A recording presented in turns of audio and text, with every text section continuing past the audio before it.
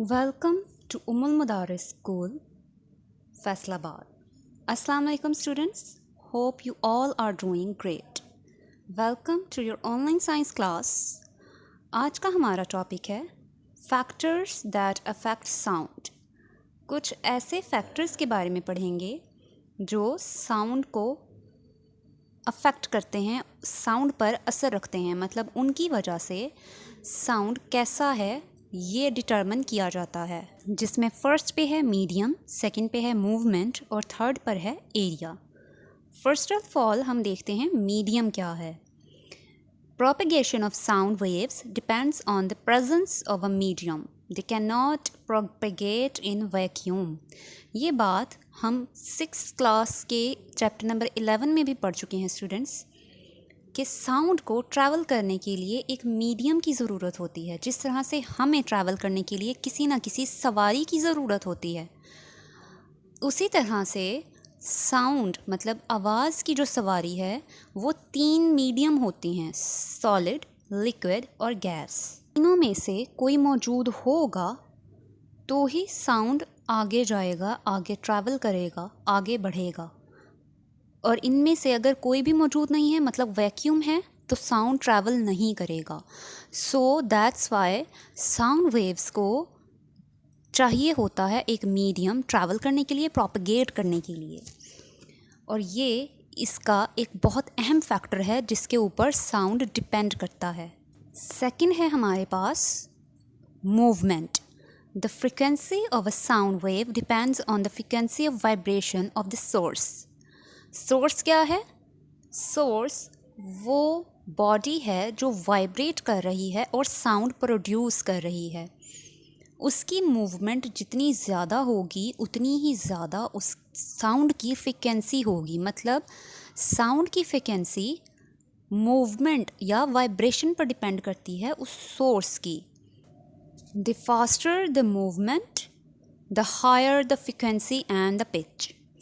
जितनी ज़्यादा movement fast होगी, मतलब सोर्स जितनी ज़्यादा तेज़ी से वाइब्रेट करेगा, उतनी ही ज़्यादा उसकी फ्रीक्वेंसी और पिच होगी। फ्रीक्वेंसी और पिच ये हम पिछले टॉपिक में डिटेल के साथ पढ़ कर आए हैं कि ये क्या है, ये प्रॉपर्टीज़ हैं साउंड की। Next and the third one factor is area. The loudness of a sound depends on the area of vibrating surface. Vibrating surface के एरिया पर क्या डिपेंड करता है? लाउडनेस ऑफ साउंड, मतलब वो साउंड कितना लाउड है, कितना ज़्यादा लेवल है उसका, वो किस पर डिपेंड करता है? जितना ज़्यादा वाइब्रेटिंग एरिया होगा। मतलब एक सोर्स अगर साउंड प्रोड्यूस कर रहा है तो वो सोर्स जितना बड़ा होगा उतनी ही साउंड ज़्यादा आएगी। जिस तरह से आप एक छोटे स्पीकर और बड़े स्पीकर की एग्जांपल ले सकते हैं। जितना छोटा स्पीकर होगा वो आवाज़ कम ही प्रोड्यूस करेगा, जितना बड़ा होगा आवाज़ भी ज़्यादा ही प्रोड्यूस करेगा। The larger the area the louder the sound. जितना ज़्यादा बड़ा एरिया होगा उतनी ही ज़्यादा वॉइस और साउंड प्रोड्यूस होगा। नेक्स्ट हमारा टॉपिक है एप्लीकेशंस ऑफ साउंड। मतलब कुछ ऐसी चीज़ें जिसमें साउंड इस्तेमाल होता है, साउंड का इतलाक़, आवाज़ का इतलाक़। और इसमें हम सबसे पहले पढ़ेंगे doorbell, second one siren and third one is telephone. इन तीनों चीज़ों में आवाज़ किस तरह से इस्तेमाल होती है? Let's start reading. Doorbell. In a simple doorbell electrical energy is provided to the socket of the bell when we press the button. एक सादा डोरबेल में इलेक्ट्रिसिटी प्रोवाइड की जाती है तो बेल बज पड़ती है जब हम उसका बटन दबाते हैं। This is converted into kinetic energy of the hammer which strikes the gong and produces sound.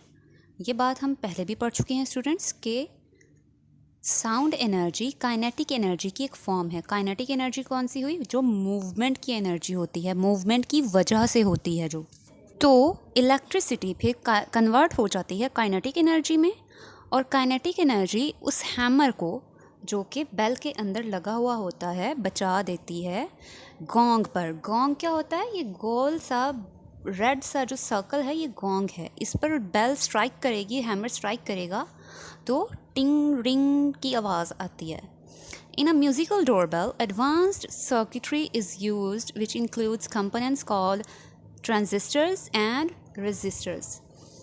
कुछ अब बेल्स आ गई हैं जिनमें कुछ एडवांस सर्किट यूज़ हुए हुए हैं जिनके अंदर यूज़ होते हैं ट्रांजिस्टर्स और रेजिस्टर्स, और हम जब बेल बजाते हैं तो काम वही होता है, लेकिन मतलब ring ring.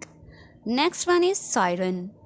Siren, the circuit of a siren in a police car or an ambulance also contains combinations of transistors and resistors.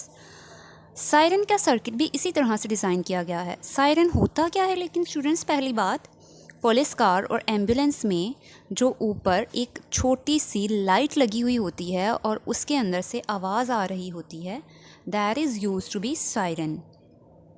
तो सायरन एक्चुअली करता क्या है? सायरन हमें ख़तरे से आगाह करता है और इसके सर्किट के अंदर भी ट्रांजिस्टर्स और रेजिस्टर्स की कुछ कम्बिनेशंस इस्तेमाल हुई होती हैं. The source of energy is the battery of the vehicle which has stored chemical energy. और इसके सोर्स क्या होता है एनर्जी का? वो बैटरी होती है जो कि गाड़ी के अंदर लगी हुई होती है और जिसके अंदर केमिकल एनर्जी स्टोर होती है. This energy is converted into electrical energy which is converted into a hooting sound by the siren. और ये एनर्जी फिर कन्वर्ट कर ली जाती है इलेक्ट्रिकल एनर्जी में और उसके बाद इसको फिर कन्वर्ट किया जाता है हूटिंग साउंड में जो कि सायरन से आ रहा होता है. Next and the last topic is telephone. Telephone में भी आप जानते हैं स्टूडेंट्स के साउंड का इस्तेमाल होता है. वो कैसे होता है? Old telephones contained a small bell which rang due to a small amount of current that flowed through it when someone called. जब भी कोई कॉल करता है तो ओल्ड टेलीफोन्स जो कि पुराने स्टाइल के टेलीफोन्स थे उसमें हल्का सा एक करंट होता था, उसकी वजह से बेल बजती थी. Nowadays, cellular phones are used which can produce any sound during an incoming call. लेकिन आजकल तो सेलुलर फ़ोन्स मतलब मोबाइल फ़ोन्स इस्तेमाल होते हैं जो कि कॉल के दौरान भी मुख्तलिफ आवाज़ें प्रोड्यूस कर सकते हैं.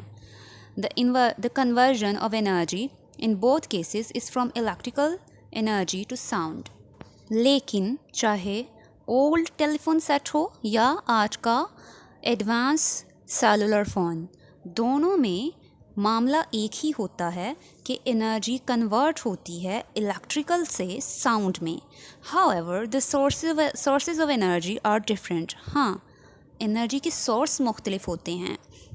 ओल्ड टेलीफोन्स में क्या होता था, उसमें छोटे छोटे जनरेटर्स लगे हुए होते थे कस्टमर एक्सचेंज स्टेशंस पर, जबकि सेलुलर फ़ोन्स में इनके अंदर ही एक रिचार्जेबल बैटरी होती है. जैसे कि आप मोबाइल फ़ोन्स का इस्तेमाल करते हैं स्टूडेंट्स, उन्हें रिचार्ज किया जाता है और फिर वो बैटरी अपने मुनासिब वक्त तक हमारा काम करती है. The voice of the caller that we hear through this earpiece is also heard after 2 energy conversions. जो हम कॉल करने वाले की आवाज़ सुनते हैं वो भी 2 बार चेंज होकर हमें मिलती है. पहले वो जब बोलता है तो उस वक्त उसकी एनर्जी साउंड से इलेक्ट्रिकल में चेंज होती है, फिर हमारे तक इलेक्ट्रिकल से फिर साउंड में चेंज होती है. और ये सब कुछ एक डिकोडर के ज़रिए होता है जो कि इलेक्ट्रिकल सिग्नल्स को साउंड में चेंज करता है और साउंड को फिर इलेक्ट्रिकल सिग्नल्स में. ये फ़ोन्स में लगा हुआ होता है ऑलरेडी. आई होप आज का लेक्चर आपको समझ आया है स्टूडेंट्स. अपना काम नीटली वर्कशीट पे करें और सेंड करें. Thank you so much. अल्लाह हाफिज़.